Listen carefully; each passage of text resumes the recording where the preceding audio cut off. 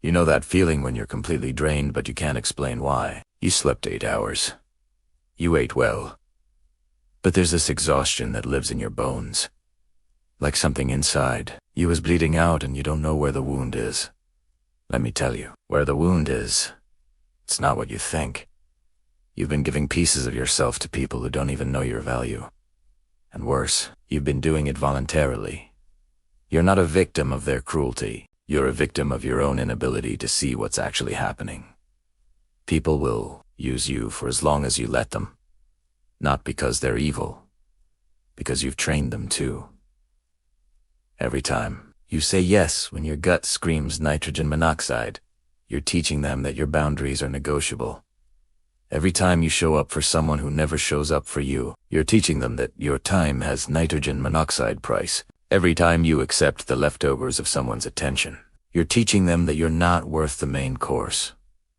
And here's the part that's going to hurt. They're not going to wake up one day and realize how much you've sacrificed. They're not going to suddenly appreciate you. They're going to keep taking until there's nothing left. Because that's what you've shown them as acceptable. But to they, that changes. I'm going to show you the one thing you must do to stop being used. IT's not about becoming cruel. IT's not about cutting everyone off. It's about understanding the dark psychology of human behavior and using it to reclaim your power. Because Carl Jung was right when he said, I would rather be whole than good. You've been trying to be good, and it's made you a target. Let me show you what's really happening. There are 3 types of people in your life right now. There are the takers, the ones who only text when they need something, the ones who vanish when you're struggling, the ones who treat your kindness like it's their right, not your gift. These people are obvious once you start looking. Then there are the balancers. These are the people who sometimes give and sometimes take. They're not perfect, but there's reciprocity. Sometimes they help you move. Sometimes you help them. Sometimes they listen to you. Sometimes you listen to them. The relationship has flow. These people are worth keeping. And then there are the givers, the rare ones who actually show up, who remember your birthday without Facebook reminding them, who check in when you're quiet, who celebrate your wins without jealousy. These people are gold. And if you're watching this video, you're probably one of them. Which is exactly why you're being used. Here's what nobody tells you. Givers attract takers like blood attracts sharks. Your empathy, your willingness to help, your open heart. These aren't weaknesses, but they become vulnerabilities when you don't protect them. And right now, you're not protecting them. You're leaving them exposed. You're broadcasting to the world that you're available, accessible, and willing to sacrifice your needs for theirs. Machiavelli understood. This he wrote, that the prince must learn to be both the fox and the lion to scare the wolves. The fox, too, recognized the traps. You've been acting like neither. You've been acting like prey. And the predators in your life, even the ones who love you, have learned to feed. But here's a psychology that changes everything. People don't value what they get for free. This isn't cynicism. This is human nature. Arthur Schopenhauer wrote about this. He said that people ascribe value based on scarcity, not abundance. Air is essential for life, but nobody pays for IT because it's everywhere. Gold is useless for survival, but people kill for IT because it's rare. You have made yourself air. Always available, always accessible, always willing. And because you're always there, they've stopped valuing you. Not consciously, but unconsciously. They've categorized you as a resource that will never run out. So they use you without thinking about IT. The same way, you use air without thinking about IT. The fix isn't to become unavailable to everyone. That's just swinging to the opposite extreme. The fix is to become selectively available, to create scarcity for those who don't value you and abundance for those who do. This is the art of strategic withdrawal, and it's the most powerful tool you have. But before we get to how, we need to understand why you do this in the first place. Because knowing what to do won't help if you don't know why you keep sabotaging yourself. And there's a reason. A psychological pattern that was wired into you years ago. Sigmund Freud talked about repetition compulsion. The unconscious drive to recreate painful situations from our past. Here's what probably happened. Somewhere in your childhood, you learned that love was conditional. Maybe you had a parent who only showed affection when you were useful. Maybe you had to earn approval through performance. Maybe you learned that being needed was the closest thing to being loved. So you developed a survival strategy. You became indispensable. You became the helper, the fixer, the one people could count on. And IT worked. IT kept you safe. IT kept you connected. It made you feel valuable. But that strategy doesn't work anymore. Because you're not a child trying to survive an unpredictable household. You're an adult, and the strategy that saved you then is destroying you now. Carl Jung called this the persona. The mask we show the world. Your persona is the helpful one. The reliable one. The one who never says no. But underneath that persona is your shadow. The part of you that's angry, that's resentful, that's exhausted. You've been pushing that shadow down for years. Telling yourself you're fine. Telling yourself it's not that bad. Telling yourself you're just being a good person. But that shadow is screaming. And the more you ignore IT, the louder it gets. Until one day, you explode. You snap at someone who didn't deserve it. You ghost someone who needed you. You make a decision that seems extreme to everyone else, but makes perfect sense to you. Because you've been holding IT in for so long that when it finally comes out, IT comes out wrong. The answer isn't to keep pushing down the shadow. The answer is to integrate it. To acknowledge that you have limits. That you have needs. That you deserve reciprocity. That your time and energy are valuable. Not just to other people. To you. This is what Jung meant by individuation. Becoming whole by acknowledging all parts of yourself. Including the parts that aren't nice. Including the parts that want to say nitrogen monoxide. Including the parts that are done being used. So here's where we start. With awareness. You need to see the pattern clearly before you can change IT. For the next week, I want you to do something.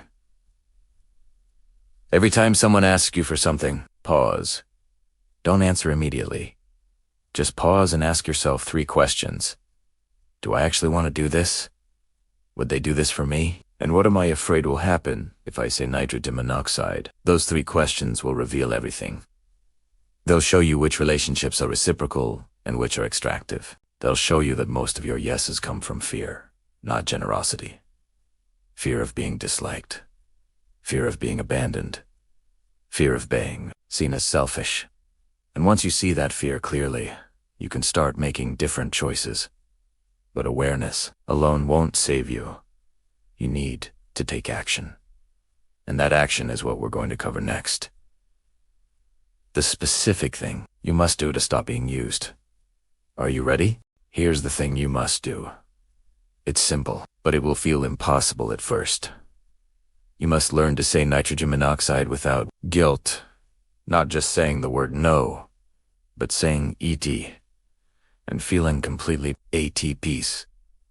With IT nitrogen monoxide explanation. No justification. Nitrogen monoxide apology for having boundaries. Right now, when you say nitrogen monoxide, you immediately follow it with a paragraph of excuses. I can't help you move because I have this thing and it's really important. So sorry, and maybe next time, and I feel terrible about this. You're negotiating your own boundary. You're giving them ammunition to argue with you, and they do argue. Because you've shown them the boundary is flexible. Robert, Greene teaches that when you show weakness, people will exploit it. Every justification you give is a weakness. Every apology is an invitation to push harder. When you say, I can't, because I have to work, they hear, if you can prove my work, isn't that important? I'll say yes. When you say, I'm too tired, they hear, if you can guilt me, ENOUGH, I'll find the energy. The correct response to a request that doesn't serve you is this: I can't do that. Full stop. Silence. Nitrogen monoxide explanation. Nitrogen monoxide excuse. Nitrogen monoxide softening. Just a clear boundary stated as fact, not as negotiation, as reality. Like gravity. You don't explain why gravity pulls things down. It just does. Your nitrogen monoxide is the same.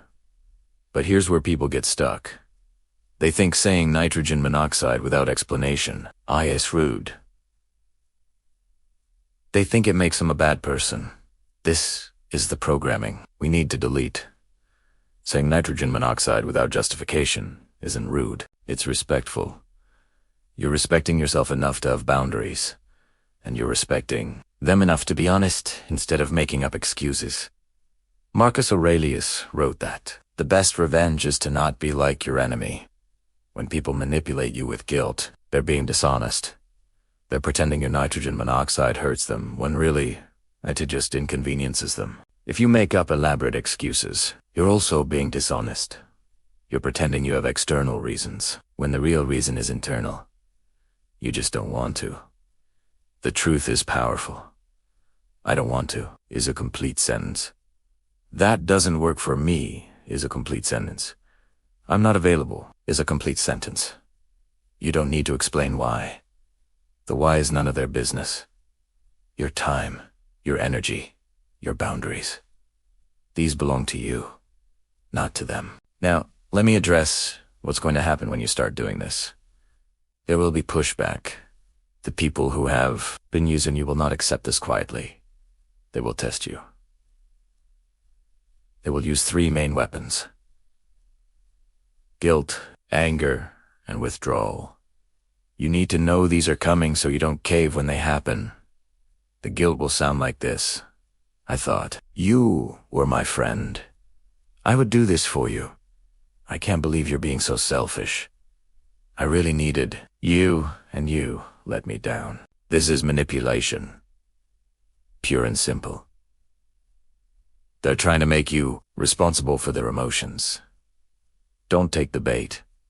Epictetus taught that we are disturbed not by things, but by our views about things. Their disappointment is their problem, not yours. You are not responsible for managing their emotions. You are only responsible for being honest about your boundaries. If they choose to be upset about your boundary, that's their choice. Not your fault. The anger will be more direct. Fine. Be that way.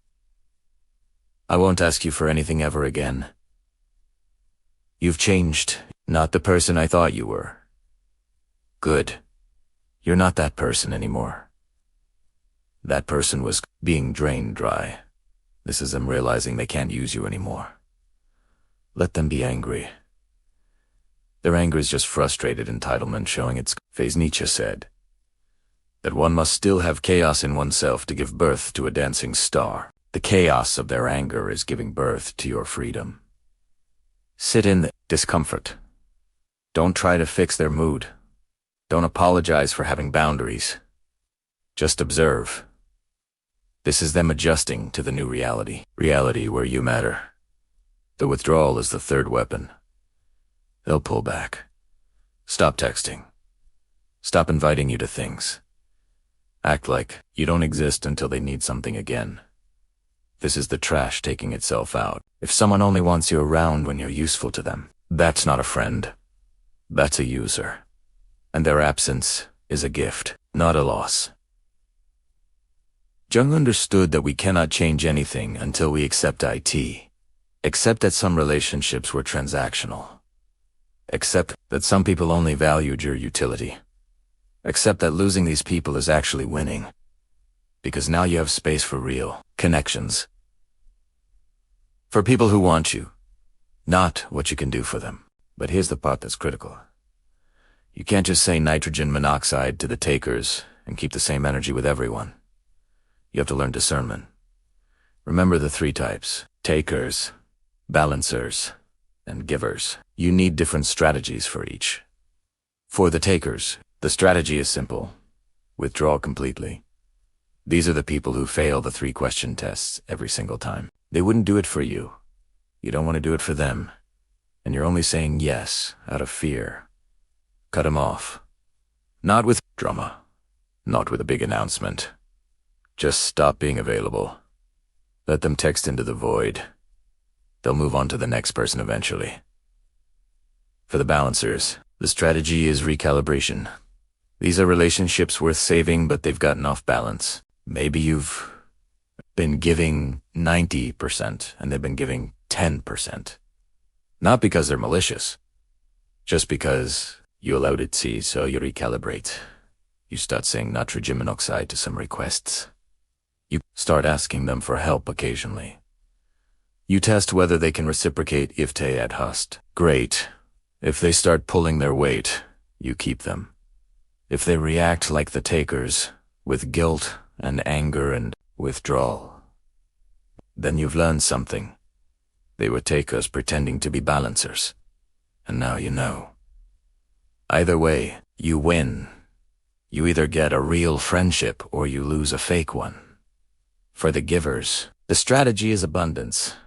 These are the people who show up, who check on you, who celebrate you.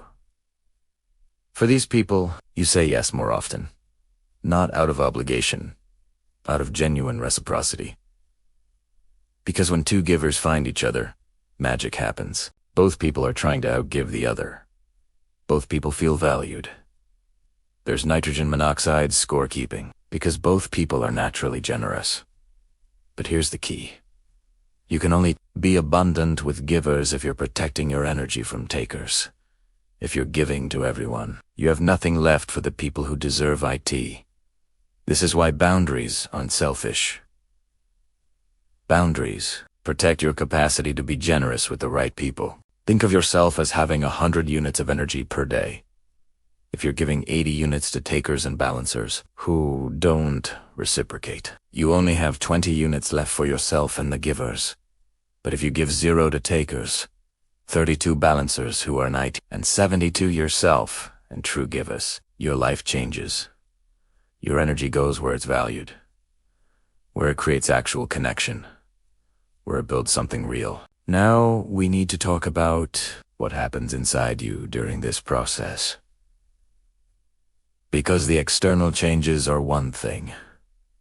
The internal war is another. When you start setting boundaries, your inner critic is going to lose its mind.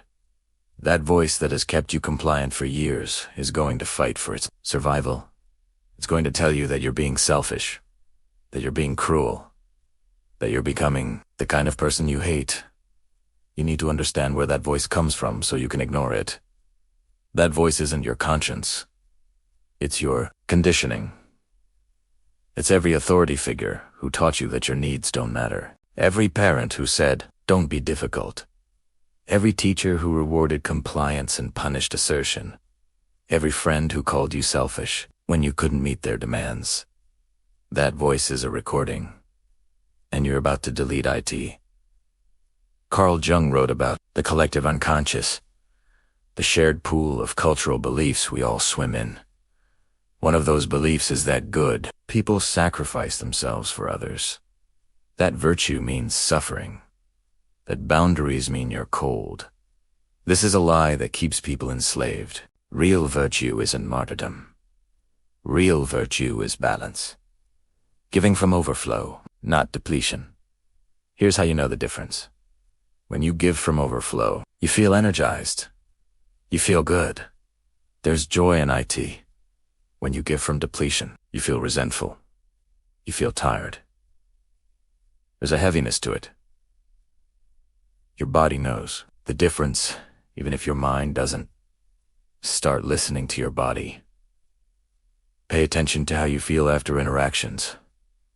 Does spending time with this person leave you energized or drained? Does helping them feel good or obligatory? Your nervous system is giving you data. Use IT. The people who drain you are the ones you need boundaries with. The people who energize you are the ones you invest in. But your inner critic will argue. IT will say, what if they really need you? What if this is the one time it matters? What if you regret not helping? These are fear-based questions designed to keep you compliant.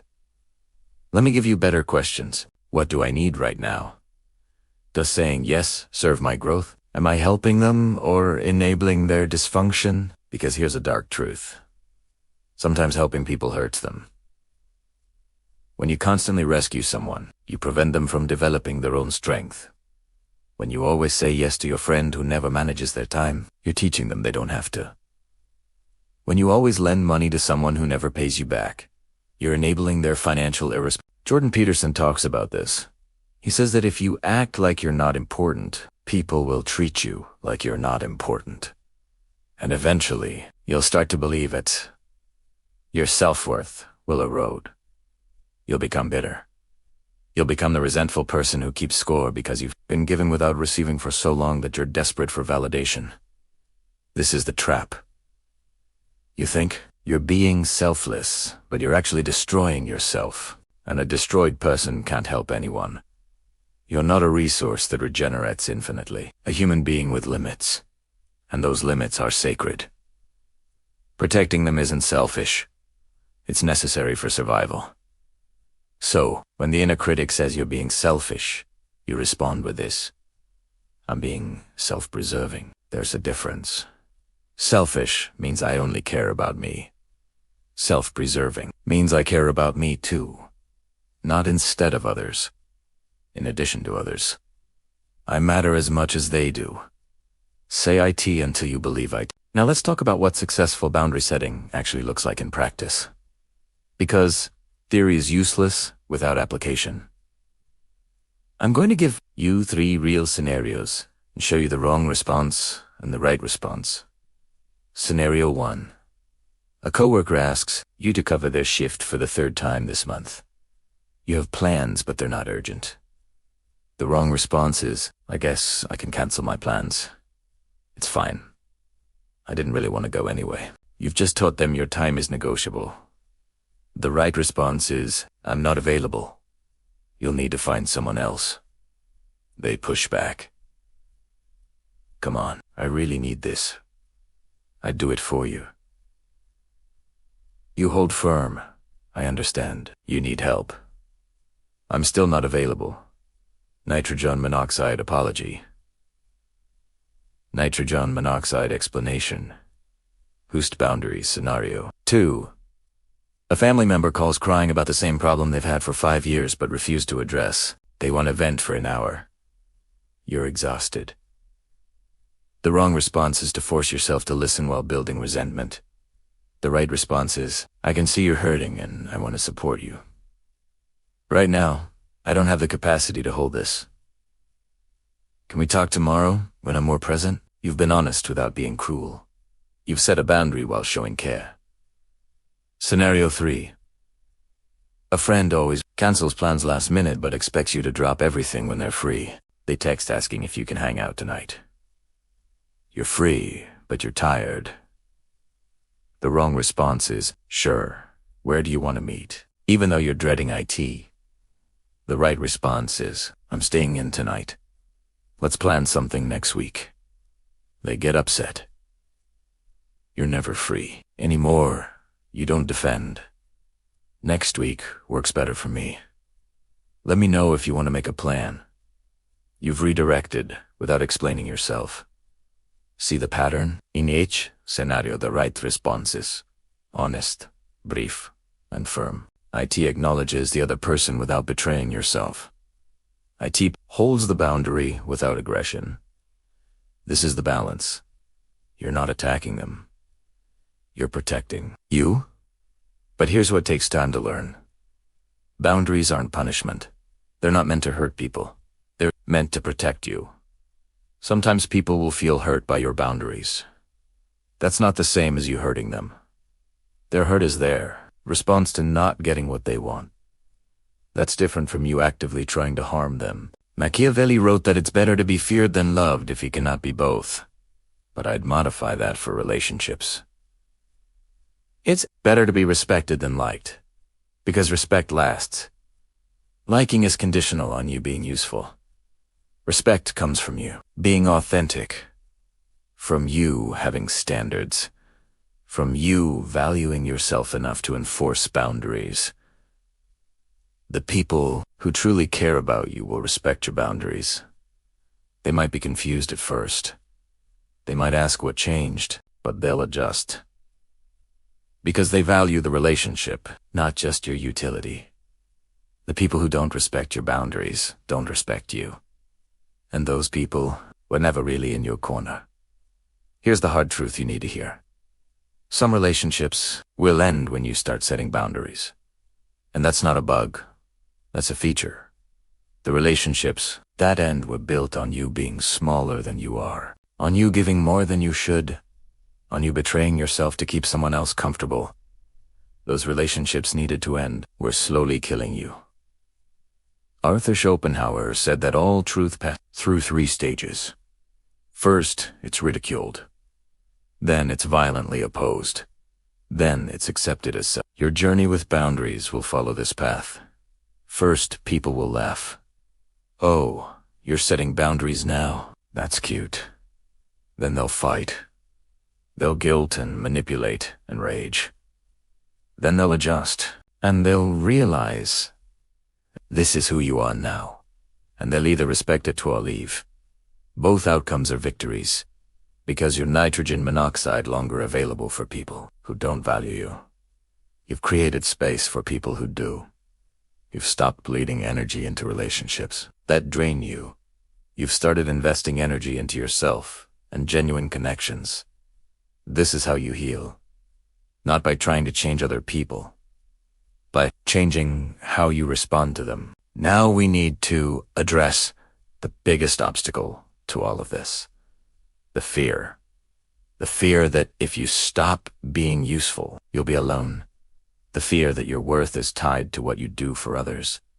The fear that nobody would want you if you weren't constantly giving. This fear is the root, and we have to pull a T out.